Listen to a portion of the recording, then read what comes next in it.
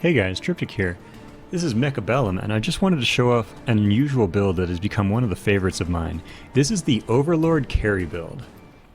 So, we have a very discouraging start here, where I have chosen Aerial Specialist and I have Fang Stormcaller, and my opponent has chosen Supply Specialist Marksman Mustang.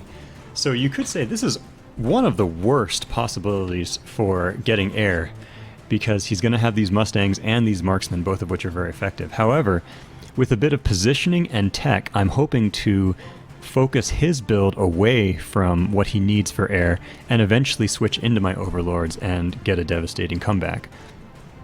So in the beginning, we have to figure out how to deal with this. I decide I'm just going to set up some crawlers for now. They're going to be useful later, and in the meantime, they're just going to die a lot, and it's going to be great. So I set up the Fangs in a bit of a front line. They are throwaway units. They are only here to slow down the Mustangs, make the Mustangs hold still for just a moment, such that the Stormcallers fire. I might have even been able to put them in a vertical formation here. But the enemy comes in, the enemy missiles me, Stormcallers fire, Fangs die. Some Crawlers do get through over here, which is nice. But is it enough? I'm not sure. And the answer is no, it's not nearly enough.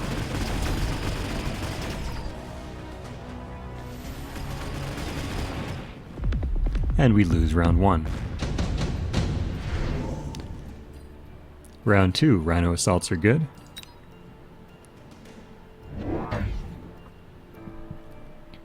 Enemy is leaning into these Mustangs. He's going to have, well, not very much firepower in the beginning, but they're going to be good against my swarms, and if he does get experience on them and levels them up, then their damage will start to increase. I go ahead and throw down a safety missile here, which is actually a mistake when there's rhinos on the field, because the missile will kill off the rhino, well, attack the rhino and not kill it. So, my rhino call-in, his rhino call-in, still dying. However, my level 2 crawlers are doing fun things.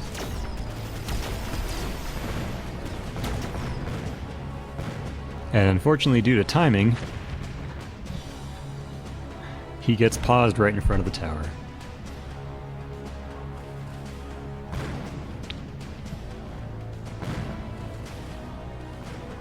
And we lose round 2. Round 3, Extended Range Stormcaller, is really going to be effective in this, so that our storms can do nice things, and my opponent agrees.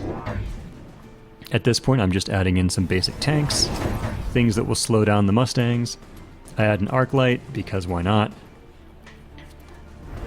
It'll throw in some damage, and there come more missiles.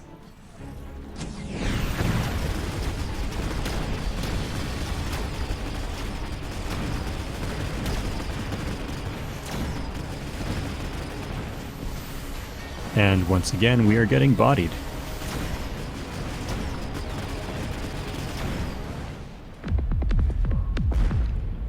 And we lose round 3.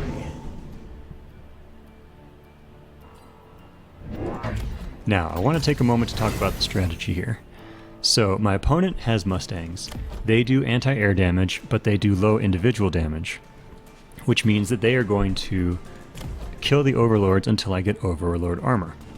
However, the Marksman will just kill the Overlord. The Overlord, later on, will be able to spawn Wasps, and the Wasps will distract the Marksman. So we actually have a balanced square here, where the Mustangs will kill the Wasps that come out of the Overlord, but the Overlord will kill the Mustangs. The Marksman will kill the Overlord, whereas the Wasps will kill the Marksman. So these 4 units are all countering each other together, and so the placement and the order is going to be huge. If the Mustangs are still alive to clear off the Wasps, then the Overlords just die. But if the Mustangs get cleared, then the Overlords get to spawn their Wasps and they will win. And I know that the enemy is going to want to counter me with a melting point, so I've planned this all out very carefully. I have my Stormcallers, which are gradually getting experience, and you'll notice I did get missiled 3 times that round, but that's actually not a bad thing, because he's getting experience on his Mustangs and not too much on his marksmen. And while he is doing damage to my health, health is a resource. And if you get yourself into a situation where you are losing each round, but the opponent is using shields and missiles each round, you might not actually be losing. And in this case, I know that at any time I could throw down shields that would protect me against those missiles, and the game would change drastically. So right now I am letting him win, and I'm keeping the money. Which is a bit tricky because he does have supply specialists, so he is still getting more money than me. So this is the turn that I go for the double Overlord. And it is very important that these Overlords get levels immediately, because they're going to need level 2 and armor in order to handle level 2 Mustangs. This is because the armor, it reduces damage by 60 at level 1, or 120 at level 2. And these level 2 Mustangs, if they do get the aerial specialization, will have enough damage. And so here, I did okay. As you saw, the Mustangs just melt under the area damage of the Overlords. However, he still has level 2 Mustangs around, and he gets the kill. And we lose round 4. And I take even more chip damage. Now at this point, my build is starting to get ready to come together, so I go ahead and skip that. So what do we do at this point? The enemy has these Mustangs. He could get aerial specialization. He could also go for a melting point. So we're not done with our build. However, we have to be very careful with it. And at this point, I decide, let's go ahead and fill out the points now. If I buy these now, they'll start getting experience, and also it might encourage him to lean into things. For example, he might lean into melting point or snipers, and then when I suddenly do the Wasp Factory, it will reverse that counter, is my hope. Also worth noting is that both of our Rhino Assaults are going to come off cooldown in a turn, and I do get my experience for level 2 Stormcallers as well.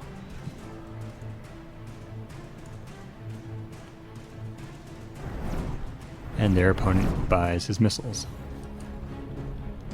Now he did call in an Overlord as well, which is an even bigger problem because I don't have an answer for that. Over here you can see my forces are just melting under those missiles. There's even a melting point. He gets my tower. It's terrible.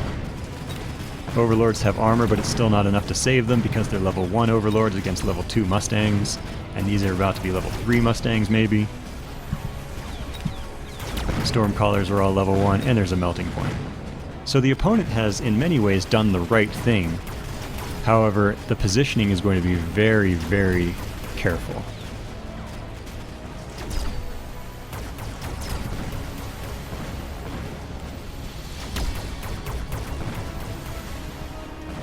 And with that, we lose round 5. We are spending our health as a resource, basically. Because even though we're losing, we are still getting experience on our units. Now, this is when the game starts to turn. When our build is starting to come together. We've lost 5 rounds in a row. We've got our armor Overlords. And it's time to start looking at what he's going to do next. So, he's got his melting point. He's probably going to want a second one. And it's going to be time to bring out the Wasp Factory pretty soon here. And as soon as we do, they're going to distract. However, the Wasps are going to have to be, they're going to get killed by the Mustangs. So our whole balance thing, it's all back and forth. We're going to level the Stormcallers, I believe. And we're going to finally start considering using shields to stop all of these missiles that are killing us every turn. And if we do, then the Fangs and the tanks might live a little bit longer. That'll be more expendable hit points for the Overlords to kill the Mustangs, for the Wasps to survive, to kill the melting point. So this is a very intricate, and the entire layout has been pre-planned from the beginning. I have been hoping that he gets a build very similar to this one. I've been hoping he would get Mustangs that I would be able to negate, and it would be a little tricky if these level 3 Mustangs got aerial spec. However, it is expensive, and the level 2 Mustangs won't even scratch the, the level 2 Mustangs won't even scratch the level 2 armor Overlords anymore. So we have achieved our counter. And there we have a 5 missile play. And a Rhino flank I didn't remember.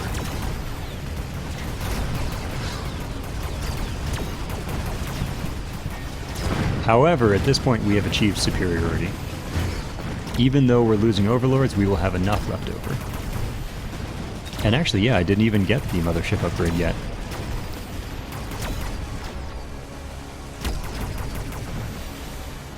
And so this is the first round of the game that we win. But we've put together a carry build where basically it's going to be unstoppable. We're going to be one step ahead of him every step of the way. Because now he's going to start focusing on killing our overlords, and while he's doing that, we're going to switch entirely into crawlers. Because he doesn't have a good crawler counter at this point, his crawler answer would be Vulcans. However, he wouldn't, level 1 Vulcans wouldn't cut it, because the overlords would kill them, and the Stormcrawlers would. So he would have to get level 2 Vulcans in here to handle crawlers. Or maybe some level 2 Arclights, I'm not sure exactly. The point is, while he is switching into this, we have baited out the melting point upgrades, which he did get, and now we've got the Wasp Factory and the backline crawlers to come in and distract the melting points when they actually go off.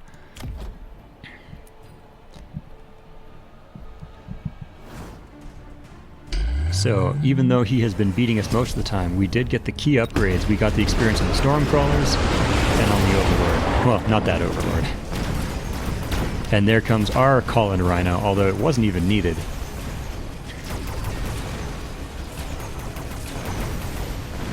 And we just body him. Now, at this point, the game is won. However, I pull out one more strategy that you could do, and that is the sudden advancement of the power of your units. It's great to have units that are doing well, as I mentioned, when you don't have all of their options. Like when the Overlords are doing well and you haven't even bought Mothership yet. In this case, the Crawlers are doing okay and I haven't even bought Mechanical Rage yet.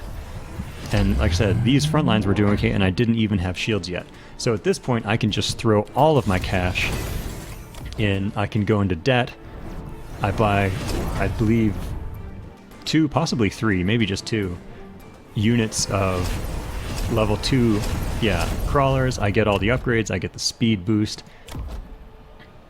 I pay for Mechanical Rage.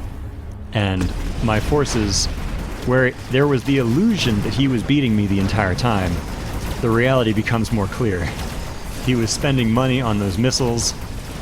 I was saving money. I was getting ranks on the Stormcrawlers and ignoring the other units that did not need upgrades. And I was carefully watching what he was building to make sure that he didn't counter my Overlord switch before it happened. And there we go. Hope you guys have enjoyed. This is Triptych signing out. Now, there is one thing I forgot to mention, which is you can convert a level 1 unit to a level 2 unit every turn if you have to. So if your Overlords are starting to get countered by these Mustangs, they didn't get the ranks, they didn't go to level 2, and you're starting to worry, you can pay 100 to buy the recycling ability, and every turn you do it, you have to pay 100 for the elite recruiting ability. But basically, you can sell off an Overlord, and then you can replace it at level 2.